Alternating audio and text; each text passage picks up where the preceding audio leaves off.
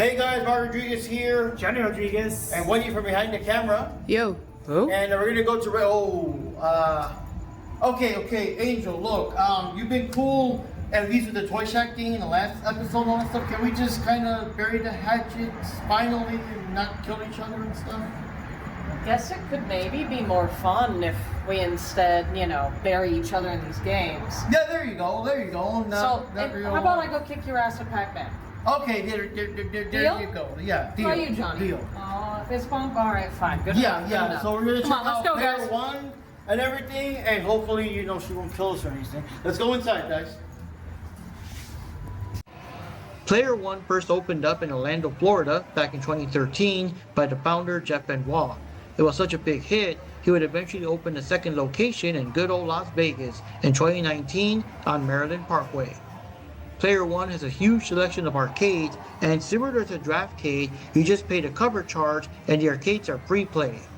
You also have classic consoles like the good old NES, SNES, and Sega Genesis plugged in with several games already loaded up. There's a large selection of craft beers to choose from as well, and you can even play some Street Fighter 6 at the counter while waiting for your drink. How awesome is that? They even put them on the CRT movies so they come out right. It's like an emulator or something that pays all the No, different... they put the machine on a CRT so it looks right. Because when you put the old consoles with how digital they are onto a normal TV, it doesn't have the right look. And so the old CRTs still got that rounding effect. So they actually look right. So there's that one, but when you play the emulator on your computer, how these guys don't look right? They purposely put them on CRT so that the players actually look right. Another cool thing worth mentioning is what they call Weeb Wednesdays, where every Wednesday there's cool anime merch and music and a free raffle. And best of all, cosplayers can get in for free. With a lot of arcades to choose from, we kind of scattered around and checked out the games individually. Johnny, Wendy, and Angel were playing the classic Konami Ninja Turtles arcade game, though the Leonardo joystick wasn't working, so I couldn't jump in to complete the 4-player experience. Johnny played some Marvel vs. Capcom 2, which is currently available on the Marvel vs. Capcom Fighting Collection that was recently released, and we'll get to that one eventually. Wendy checked out Strider on the Sega Genesis, and well... Well, it glitched? Yep. Well, then, console for you. Yep. Oh, wow. One of the arcades we ran into was the classic Ninja Gaiden Beat 'em Up arcade. Released in 1988 by Tecmo, you play as two unnamed ninjas as they travel across the US as they try to stop a cult leader from ending the world. It's not clear if the first player is supposed to be Ryu Hayabusa or not, since he is never explicitly named, and if it is him, no idea who the second player ninja is supposed to be. I'm not sure if it was the arcade version we played, but the controls were kinda wonky. We also got stuck on the second stage of all the ongoing traffic. It's incredibly cheesy how you have to avoid the cars while somehow they don't affect the bad guys at all. It's similar to the Ninja Turtles arcade where the giant cannonballs don't affect the foot soldiers. Oh god, the road warriors, pretty much. They act like a tag team. You look at the road, yeah, like.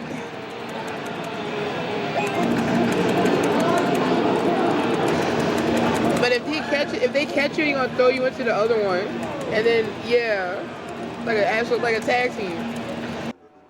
While everybody else was playing the games and drinking beer, Angel really went retro with his classic game Crystal Castles by Atari. The goal is to use Bentley Bear to get to all the gems without touching any of the enemies and advance to the next stage, and each stage has a different layout to get used to. Released back in 1983, this was one of the earliest games to have hidden warp zones even before Super Mario Bros., as well as an actual ending. One game that Johnny and I just had to check out was Beastbusters Second Nightmare. It was released by SNK and ADK in 1998 for the Hyper Neo Geo 64. One thing to note was that the original Beastbusters lets you use up to 3 players, while the sequel only lets you have 2. Similar to the first game, a viral outbreak occurred, turning people into zombies and monsters called beasts, and the United Nations sent you in to gun these guys down before it spreads to the whole city. Like most shooters at the arcade, you get these cool guns to shoot with, but this time you can actually cock the gun to reload rather than just point and shoot away. That's extra cool. Now, regarding the Hyper Neo Geo 64, it was supposed to be the next step after the Neo Geo MVS hardware. It's supposed to bring SNK into the 64-bit era with games like Fatal Fury Wild Ambition, Samurai Showdown 64, and Bariki 1 with rendered 3D graphics and stuff like that. Beastbuster's Second Nightmare was the only gun shoot 'em up game for these new arcade cabinets. But wow, I never thought I was actually going to get to play a Hyper Neo Geo 64 game, but here we are. Alright guys, so we got a fandom vending machine here. You can explain us how it goes? I'm not exactly sure, but I know I like Has-Been Hotel, and I'm looking there. I see Labubu, Devilish, Hentai, Oh my god. Unicorn, Tron, One Piece, Straight Up Mystery. But I see a Has-Been there on E5, I see a Has-Been on D2, and I see a Has-Been way down here at the bottom as F5. Let's see, how much does F5 cost? F5, $12. How much does E5 cost? E5. E5. Oh, that was also $12. Well, that means F5. Alright guys, we're gonna go with F5. That's Brock Lesnar's favorite number, F5. Lord. Yep. Oh my gosh. And it's gonna be like a surprise or something? Oh yeah, the mini unboxing. Angel unboxing video, I guess. So let's see what of all you got. Oh, that's not gonna let me unbox that pretty. I'm sorry, internet. Let's see, we have a mini pop. Oh that. A little One of the figurine. characters there, And yep. a sticker. And a sticker. Is it like Charlie or who's the sticker? No, that's Angel Puff. Oh yeah, there you go. Which, by the way, Angel Dust. I had no idea there was even a Dragon's Lair 2. I didn't know there was a sequel to that one, but okay. There you go. That's pretty cool. Alrighty, how much was it again? Like 12 bucks? You said? $12, yeah. Hey, there you go. I mean, luck of the draw, right? You never know what you're gonna get. Yeah. Before we called it a night, Angel and I teamed up to play one last game that caught our eye due to the creepy aesthetic, and we all know how much I like creepy aesthetics.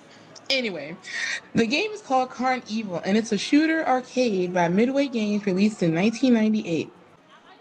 A random teen summons this carnival of nightmares and is now forced to shoot his way through all these monsters to survive. Really, dude? Ugh. The arcade guns are modeled after pump-action shotguns, and you can cock the guns to reload.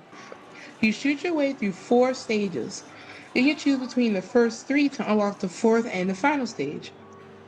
Why did one of these bosses have to be a giant demon baby? I don't want to kill the children. Alright guys, for our quick thoughts on Player 1, what can I say? It's a lot of fun. They got a whole bunch of arcades here to choose from, and we also got a whole bunch of different craft beers to choose from, like beers and ales and liquors, even sake and stuff like that. So it's pretty cool. And personally, I had the vanilla oak, like some kind of beer, vanilla oak beer, so it's pretty awesome. But yeah, a lot of fun, a lot of cool arcades and everything there. We got to play that SNK Beast Blaster game. That's kind of interesting. Got the pump action there to make it feel more like I guess like a real gun. And they had Ninja Gaiden playing the arcade version Ninja Gaiden. Yeah. And I have to agree that that is definitely one of the games that that had a better on the home console compared to this arcade. Yeah. The arcade version. Yeah. But yeah, not much we can say because most of the games we do own and everything. But it was cool to see them there. We got to play some Street Fighter 6 and everything. We got some what they call rival schools was there. Johnny played some of the Marvel versus Capcom games and stuff like that. Another surprise for me is something I've never seen out in the wild growing up or as a kid. Seeing the Street Fighter 2, the Champion Edition. The Champion Edition, I'd never seen that in an arcade before growing up. But Just like the World Warrior? It was just like maybe mostly just World Warrior. Yeah, it was a lot of fun. There's lots of games, even at the bar where you're ordering your drink. You can play Street Fighter 6 and some other games. Yeah, they had like they had Xbox 360 set up. They had I'm assuming that I guess the PS5 or PS4. It was PS4 version. I don't think it was PS5 no, controller. PS5 controller. Yeah, I couldn't remember who you guys were playing. I remember seeing someone that had the Call of Duty thing set up. They had like a Super Nintendo set up. I'm pretty sure I saw Commodore 64. Yeah, the Commodore, stuff like that. Yeah, this is a very interesting place. I know, like, usually Mark and I would go to Draftcade, but I'm sorry, this place, man, this is the place to go, man. They have so many gaming cabinets. It's bigger than Draftcade, isn't it? It's Yeah. bigger, it's like... Yeah, it is much bigger, and they have so much more variety. So, like, you have your old school stuff, but they do have a few new school things. Like I said, they had, like, I think someone was over there playing Call of Duty on something. Yeah, I'm not they sure have console games too. So mixture between console games and arcade games, and even some pinball games. Even though you got paid for those, because they got recorders in those. But there's a lot of cool stuff, and just a huge section of beers and everything. And yeah, it's a lot of fun. Yeah. And also, it's similar to Draftcade, where you just pay a certain amount and get in. I mean, Yeah, no bracelet though, but No, you yeah, just get in. And also too, when you pay the entrance fee, they only take card, no cash. And I was like, that's why I took cash out, so I could just pay with the cash. But you may have to use your card to pay to get in. Now here's the other thing about Player One, is that depending on where you are from, you'll be paying a different price. So if you're a local to the area, well, the state actually, what was it, Arizona, California, and of course Nevada, you get in and you pay $6.50. And I think all the other states you have to pay $9.75, just round it up to about $10.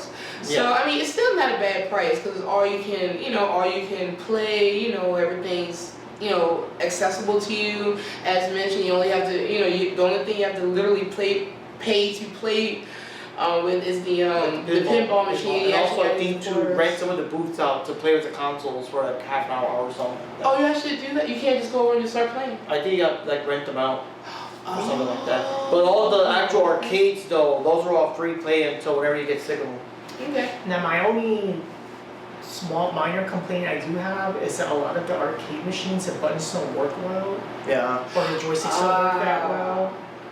Because on the Marvel versus whatever it It was is, Marvel vs. Capcom 2. yeah, I think the kick button didn't work, or one of the buttons didn't work. Yeah, and also they were playing the classic 90s Ninja Turtle arcade game. I guess the Leonardo side Yeah, didn't work Leonardo. Yeah, you couldn't get Leonardo. Didn't work. So Leonardo was not leading his group for this one. It was just the other three. They were on their own. It's like that one episode where Leonardo wasn't there, and the others were trying to take places. Try to be the leader. And I was like, yeah, this is out of character even for this show. Okay. But yeah, that's how it goes for the place. It's a lot of fun, worth checking out. I mean, I guess nothing's perfect, so some of the arcades do need fixing, I guess. But other than that, it's a lot of fun. And hey, Angel didn't kill us this time, and she's apparently not going to do that anymore. Yeah, Hopefully I it's think fixed. Angel is pretty cool. It was nice meeting Angel in person. I can understand why she tortures you too, because you like to torture us. Yes, you weren't there during the original. And if you make one more move, it's a purple bar right through his head. But anyways, guys, this is Mark Rodriguez signing off. This is Johnny Rodriguez. And this is Juby Chan, also known as Juby, or you call me Wendy. So, check out Player One. It's a great place. It's really fun. And I hope to go there again someday and, be able to play a bit more and hope that some of those games that we had trouble with, they're fixed, including the one I was playing where I had to keep reloading and it was like... Yeah. Yeah. And not only that, but it was way better than the nerd. Oh, gosh. Oh. Yes. Yeah. Yeah. See you next time, guys.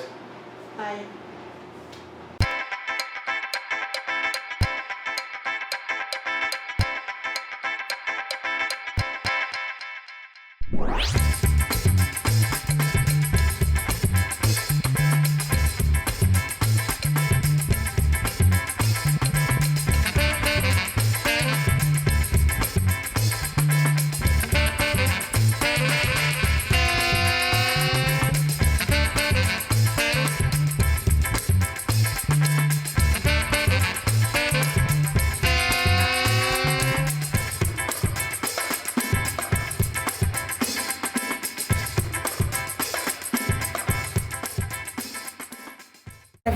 too.